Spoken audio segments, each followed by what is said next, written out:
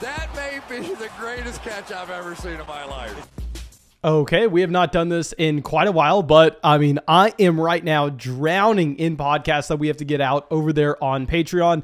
If y'all don't know, every time someone joins the flock on Patreon, not only do you get access to our Dynasty rookie rankings, our Dynasty startup rankings, also, I mean, get into Dynasty leagues with us, our Dynasty group chat, yada, yada, yada. You also get an in-depth podcast breaking down your Dynasty team. Now, no, you're probably not going to get done on the YouTube channel unless we kind of like this segment. Please let me know what y'all think about this in the comment section and if you would like to see this more often. But I mean, I do this every day, so it doesn't matter if it's a video or if it's a podcast, but we're kind of killing two birds with one stone here.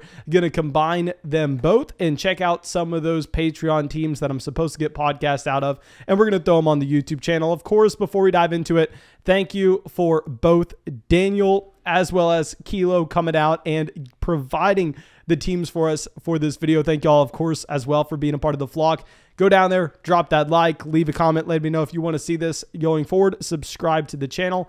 And I think that should be it. Let's go through, let's dive into this. And our first one we're going to be checking out here is going to be for Daniel. He says, first time taking last place and it hurt. Traded the 101 for Henry, then traded Henry for DeAndre Hopkins and the 108. We'll talk about that after we dive into the roster. It says, missed the playoffs by 2 games. We went 5-9. This is year 1, and I drafted while on vacation in Mexico. After the first week, I realized I was in trouble. Brandon Ayuk and Rodgers are the only players I drafted that are still on the roster. Traded 2 seconds in Julio Jones for George Kittle. Love that deal because I took last. I have a big love. Okay. We won't have to say that. So I gave in and I'm seeking your help. Tight end premium league. This is going to be a 10-team league at the same time. Okay, let's go through. Let's check this out. So one thing I want to discuss is the fact that this is a super flex league. But please understand that the number one thing you need to you need to look at in Dynasty Fantasy Football is the nuance with your own league settings. So this is a super flex league, but, and there's a massive but on that, quarterbacks are not going to be valuable in this format as they would be in a regular 12-team Dynasty Superflex league. And there are a couple of reasons for this. Reason A is this is a 10-team Dynasty league. And I know that anybody who has played in a 10-team versus a 12-team Dynasty league by now, they know this. But the supply and demand of the quarterback position, just taking out 2 teams out of the league, is going to dramatically alter where you see rookies go at the quarterback position in your rookie draft and also the price point of those rookies through trade. Because in a 12-team league, I mean, this past season, you had a team every single week probably going out there and starting someone like Taylor Heineke. You had a team going out there relying on someone like Jameis Winston before the injury. And once those players like Jameis Winston go down, there's a hole, and that team is faced with the decision, either A, go overpay for a quarterback in trade to continue to be productive this year, or B, pack it in and just wait for next season. Now, in a 10-team format, that's never really going to be the case, because in a 10-team league, with how the math shakes out, now, of course, it's not a perfect world, but every team should have the ability to roster 3 starting NFL quarterbacks, and a couple teams will have 4. Now, of course, it's not a perfect world. That's not what usually happens. What usually happens is there are a handful of teams that have 4 starting quarterbacks, and then there are a couple teams that only have 2. But in reality, because there are so many teams that are going to have 4 starting quarterbacks on their roster, I mean, you can easily trade for one. I mean, it's not going to just alter your roster if you have to go out there and overpay for the position. So please do not overvalue quarterback here. But I will say, my God, love the quarterback room on this team. We got Trey Lance. Y'all know how much I love Trey Lance. And what I really like about Trey Lance here is we are going through and we are doubling down on the Trey Lance bet. We are just getting that triple stack at this point. We are going through all in on the 49ers roster where we have Ayuk, we have George Kittle, and Elijah Mitchell. Now, y'all know the main reason I like Trey Lance from a fantasy football standpoint is given his rushing upside. I don't necessarily think that is great for Ayuk. I don't think it's great for George Kittle. I mean, very similar to what you have with someone like Jalen Hurts in Philadelphia. Love Jalen Hurts in the 2020 draft class because we know if he was going to start for Philadelphia, he was someone that you were putting in your starting lineup every single week, regardless of the passing volume. Going to be seeing something similar with Trey Lance here. But if you're already making that bet on Trey Lance, it's worth doubling down and getting Kittle and getting Ayuk. Obviously, Aaron Rodgers is a great piece as well. Now, the bench is the perfect example of how this is different from a 12-team to a 10-team league. Because I would love to go through and tell you how. Let's use Kirk Cousins. Let's use Derek Carr, one of these QBs, in a package, and let's try to upgrade the wide receiver position. Well, maybe that sounds smart. Well, maybe that is an easy answer. In reality, it's a lot easier said than done. I mean, to go through and to find a team in a 10-team Superflex league that's going to be willing to go and pay up for someone like Kirk Cousins, there's no reason that we should assume we're going to be able to get a deal like that. Maybe once we get to the season and you have an injury and say someone is relying on Josh Allen goes down for the year and we can then ship them Kirk Cousins for a future first. That's the deal we're looking at. But at this point in the offseason, nobody's going to be going out there and giving you an arm and a leg or even just a fingernail for either Kirk Cousins or Derek Carr in a 10-team format. Because another thing that's going to alter the quarterback value here is the amount of starting lineup spots that we have in total. Now, please understand this. This is so important in Dynasty Fantasy Football and why I'm hesitant to ever go out there and make a set of Dynasty rankings that compares quarterbacks to receivers, quarterbacks to running backs to receivers, because your starting lineup requirements are vastly different Dynasty League to Dynasty League, and it's going to be altering how we should value the positions. Because here you're starting 2 running backs, 2 receivers, a tight end, 3 flex spots, and the super flex. So, I mean, with my little monkey brain here, I can do some simple math and see that we have 10 or 11 starting lineup spots. We have 10 starting lineup spots.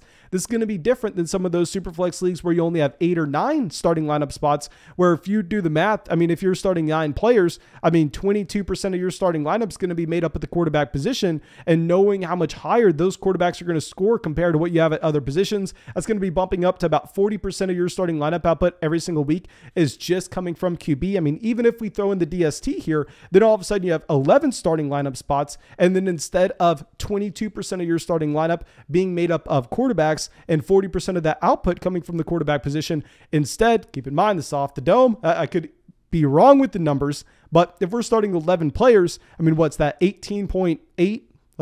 Thomas, can you fact check me on that one? % of the starting lineup spots being made up of the quarterback position. And at the same time, I mean, the overall output's going to be lessened as well. So quarterbacks aren't going to be drastically moving win rate as they would in a shallower league. I just want to get that disclaimer out there and saying we're not going to be paying up for an elite level quarterback here. I think that we're completely fine with what we have. And if anything, we could look to sell either Kirk Cousins or Derek Carr once we get to the season. They should be guys that have starting jobs.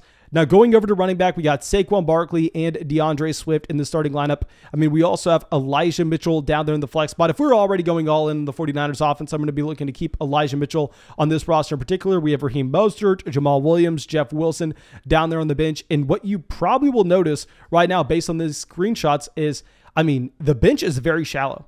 I would say that this is more like, I don't want to say a keeper league. This is not a full dynasty format where you're not going out there and rostering 30 players. There are going to be options on the waiver wire for you to be able to go through and pick up on a week-to-week basis. I mean, especially in a super flex league where we know you are going to have a couple bench spots down there dedicated to the quarterback position. Now, you actually had the commissioner of this league, thankfully, going through and fixing this, where they actually are going to be adding 10 additional bench spots this offseason, which is something I can 100% get behind, especially in a 10-team league where we know that depth is really not going to be a factor unless you add those bench spots. So love to see that. At running back, there's not too much to discuss. DeAndre Swift, I mean, this was someone that we've been calling for 2 years now. The new age Aaron Jones, I mean, the new age Alvin Kamara, Travis Etienne's that next guy.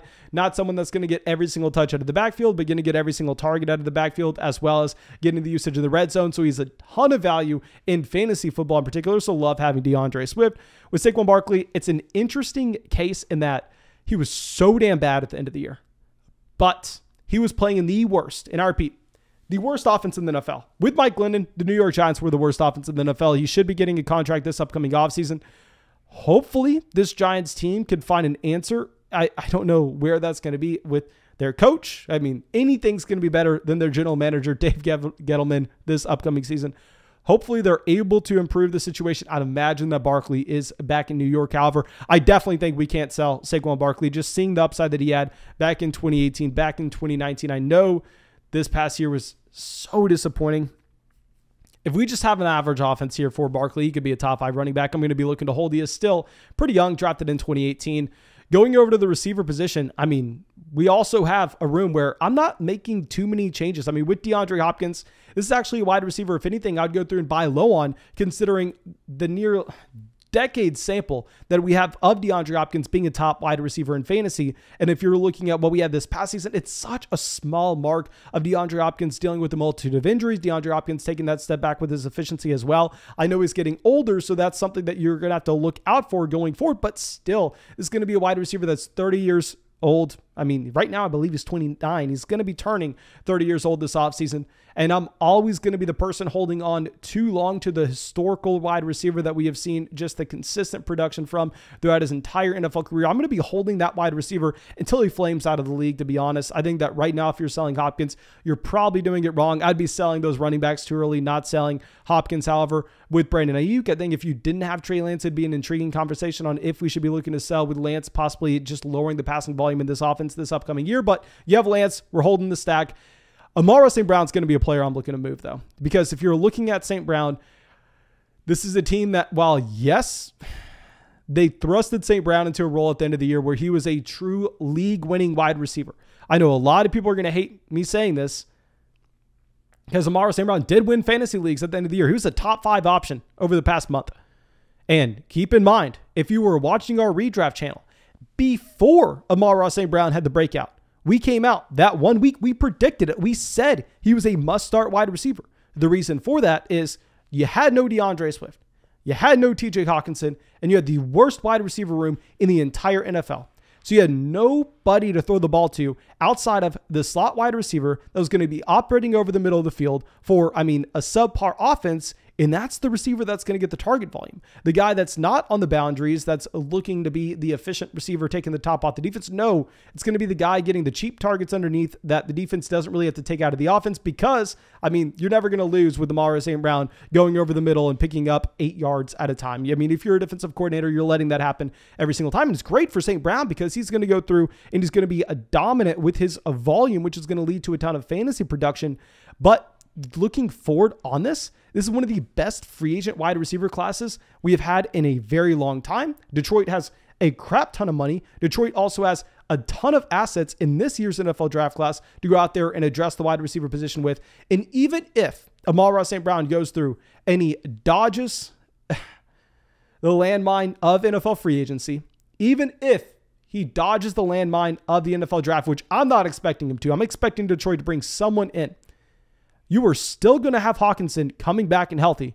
You are still going to have DeAndre Swift coming back and healthy. You are not going to see the same target share for Amon-Ra St. Brown this upcoming year. I'm going to be looking to sell him high after this season. Now, going down there to the bench, I mean, we got Kadarius Toney as well. I mean, with Kadarius Toney kind of going through, doubling down on that bet on the New York Giants offense, really having to hope that they're able to turn it around. You got Rashad Bateman. So we have wide receiver depth here. That should be something you're expecting, though, in a 10-team league.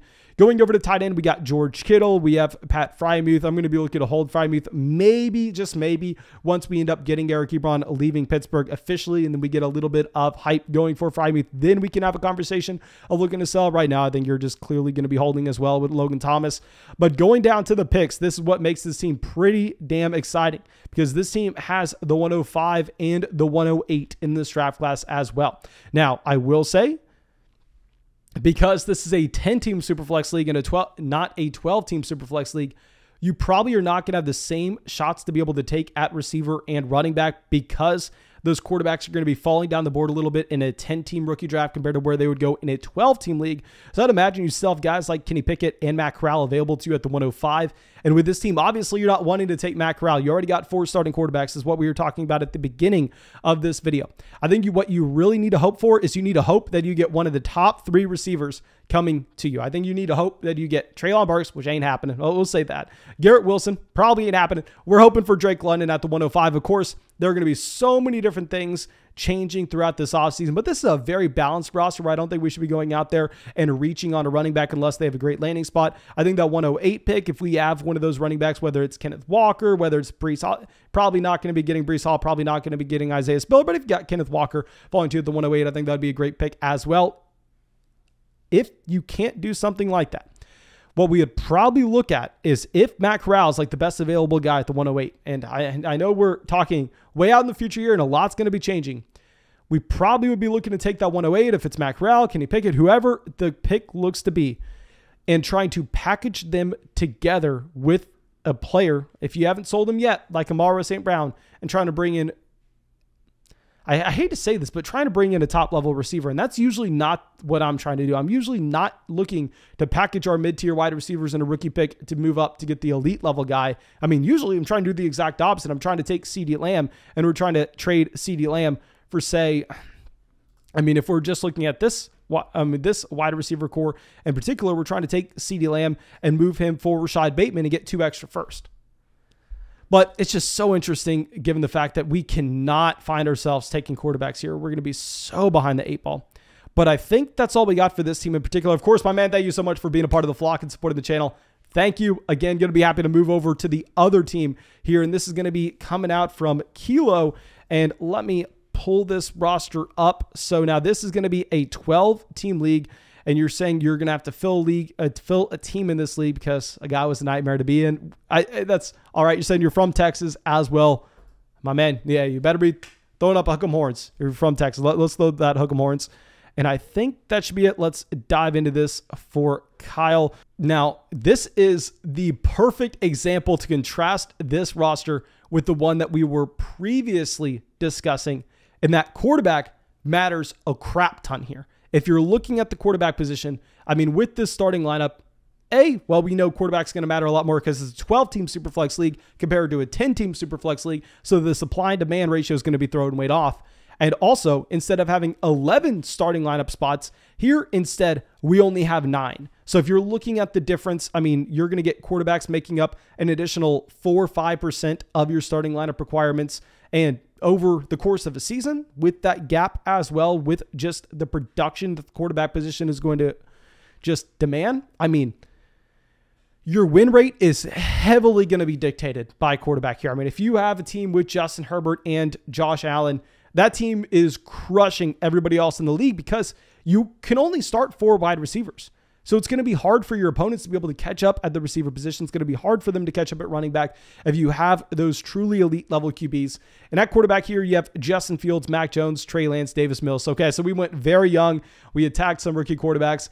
Now, of course, I'm of the opinion. Let's go through. Let's sell Justin Fields. I've always thought Justin Fields is a little bit overrated in Dynasty Fantasy Football.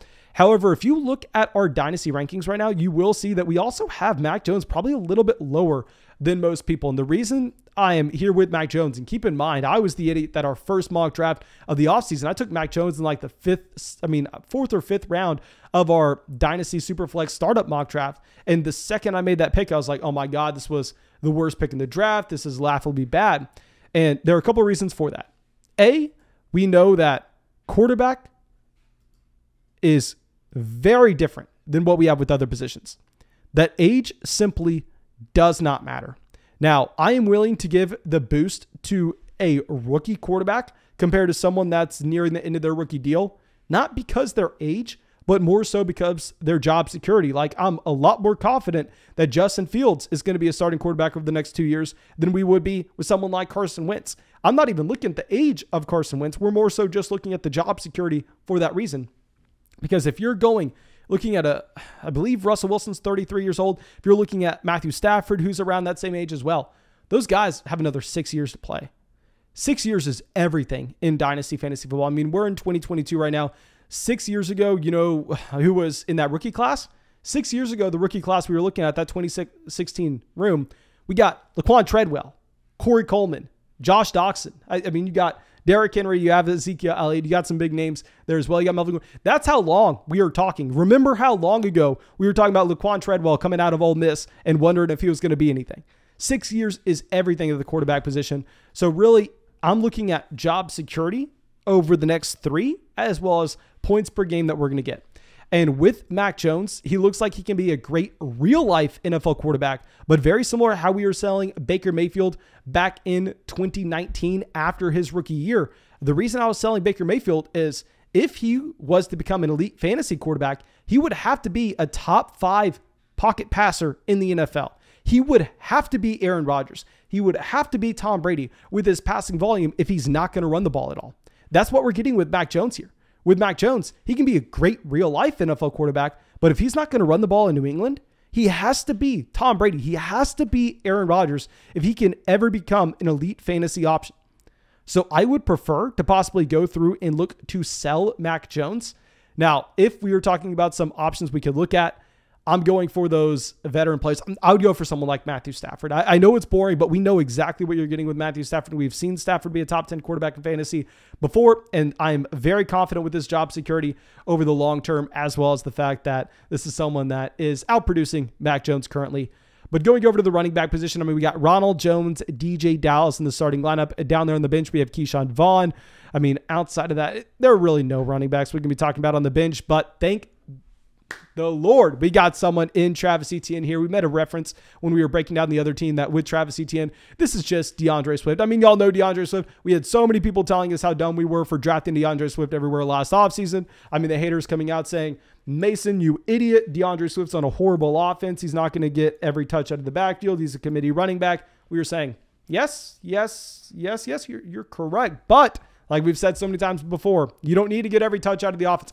I don't care if Travis Etienne, I don't care if DeAndre Swift are not getting the carries between the 20s, because those carries between the 20s given to Jamal Williams, who the hell cares? They don't equal fantasy points. What equals fantasy points is carries inside the 10-yard line and targets out of the backfield. That's what Travis Etienne should get in Jacksonville. I'm definitely going to be looking to hold on to Travis Etienne. Obviously, we have a running back 2 hole in this roster, but great news is it's January 16th at the time of this recording. We got over 200 days until we have to submit a starting lineup. I'm not going to be trading for team need right now. We're just going to be focusing in on value. Wide receiver, we got Jamar Chase, DK Metcalf, Jalen Waddle in the starting lineup. So clearly this is the strength of the roster. You got 3 top 10 dynasty receivers down there on the bench. We don't have much depth at the receiver position, but honestly, it doesn't really matter too much given the fact that you can only start 4 of them to begin with. Darnell Mooney will be a wide receiver that I'm looking to sell because I know with Darnell Mooney, he had a great year too. Actually, I'm lying to you. We got Justin Fields here. If we have Justin Fields, I'm fine if you want to make that one correlated bet on that Chicago Bears offense. If you're ever going to keep Darnell Mooney on a roster, it's going to be one where you have Justin Fields. So I'm sorry. Ignore me. We're keeping Darnell Mooney on this team. Going over to tight end, we got Pat Frymuth on back-to-back teams. We also have Irv Smith Jr. I think these 2 tight ends are actually very close together. And we got Donald Parham as well on the bench. I'll say with Parham, this was not someone we liked this last offseason, but now that you're probably not going to have Jared Cook, I think we can actually be very excited. Now, this team's already great to begin with if you're looking at this as a 12-team league. But to go down and look at the rookie picks that we have, this is how you know that this team is going to be, I don't want to say the best one in the league. This is probably going to be the best team in the league. You have the 106. Now, with this 106 pick, because this is a 12-team league, I think this is about the range where you will be able to go through and you'll be able to look at selecting one of those quarterbacks if you want, whether or not you want to go take someone like Kenny Pickett. It doesn't matter. Going to be up to you. Obviously, we need to wait till the NFL draft to kind of see where the draft capital aligns with those options. Matt Corral's going to be my guy just because he can actually run the ball for a little bit. We got a lot of 3rd-round picks, 4th-round picks, 5th-round picks. Those don't necessarily matter as much. What I want to talk about, though, is the additional 2023 first-round picks that we picked up. Now, I know a lot of people are excited about this 2023 draft class. And trust me, I'm right there with you. I think it's going to be one of the better classes that we have seen in a very long time. If you're looking at what we have at running back, if you're looking at what we have at quarterback. But why I am looking to hold these picks right now, there's no asset that's guaranteed to increase in value as 2023 rookie draft picks. There is nothing that can lower their value, given the fact that, hell, even if Bijan Robinson, the guy that looks like he's going to be the 101 in that class, if he goes out there and he say, I don't even want to speculate, say something happens off the field, doesn't matter what, and all of a sudden you remove the top player from that class, it's not like people are going to be lowering the value of those picks. It just simply won't happen. Those picks are going to be worth what they were the day before. People will be a little less excited about the class. The picks will be worth what they were before. And right now, it looks like they are very far away, right? Just because if you pull up Sleeper, you got all those 2022 picks ahead of them, and then you have the 2023 picks, and we just got the 2022, so it seems like it's forever. But once we get to July and you've already had your 2022 rookie draft, those 2023 picks will be the closest picks that we have to actually turning into anything. Those will just be the rookie picks. Those will be the rookie picks that everybody's looking to trade for because all those 2022 rookies will already be on rosters. And I know we're probably not doing a good job explaining this, but say you want to go through and trade for a rookie pick right now. Someone's going to go try to trade for a 2022 first, and they're like, okay, if I can't get a 2022 first, we'll lower the value, try to get a 2023 first because it's so far out in advance. Whereas that's not going to be the case in July. They want to go get a rookie pick. They're going right to that 2023 first. So I actually love hoarding those picks for the time being. Do not look to sell them for anything. If we want to sell them for a running back 2, that's going to be, if we don't get Breece Hall, if we don't get Isaiah Spiller at the 106 with the current rookie pick that you have, then we could look to sell those 2023 first. But that's not until the season starts. That's not until we know the depth charts. That's not until we have those 2023 picks rising in value. But of course, thank you so much for being a part of the flock as well, Kyle. I really hope that y'all enjoyed this video, especially Kyle and Daniel. Thank you again for joining the flock over there on Patreon. And I think that should be it. Please make sure everybody watching this video goes down there, drops a like, leaves a comment, and subscribes to the channel. And I think that's it. And have a great day.